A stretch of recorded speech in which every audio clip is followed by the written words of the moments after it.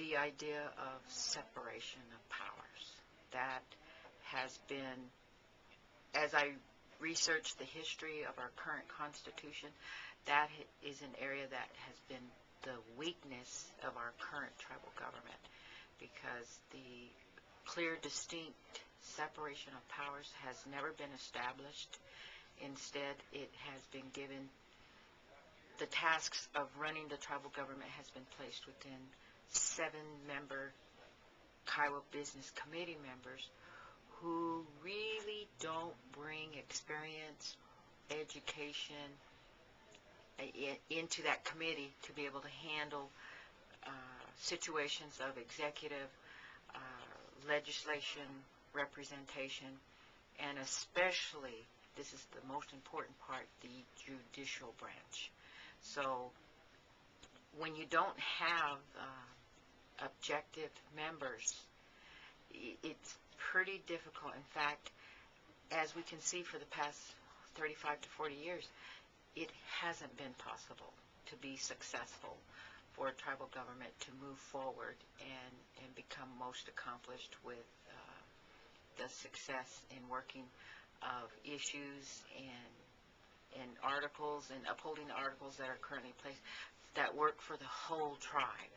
It pretty much, the history of our tribal government seems to only work with each KBC member who's in office, and it only works as a personal tribal government agenda.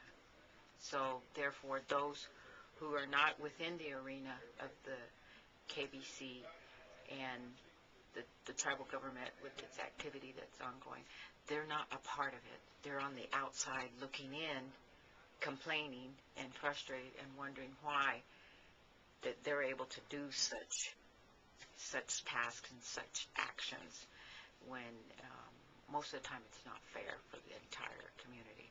So it's like there's a lot of outside communities outside of Anadarko, Carnegie, and Lawton that the tribal people just feel like they're not a part of our government.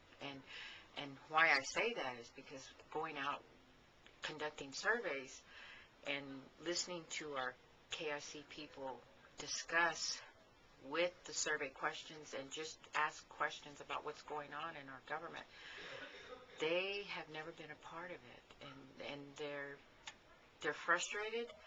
Pretty much they have given up. They don't want to participate because it's not working for them, and they're just like a stepchild looking in.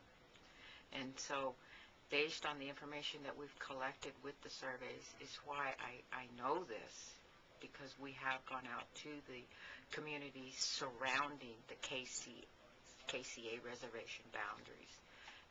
And the further we get away, the more they complain.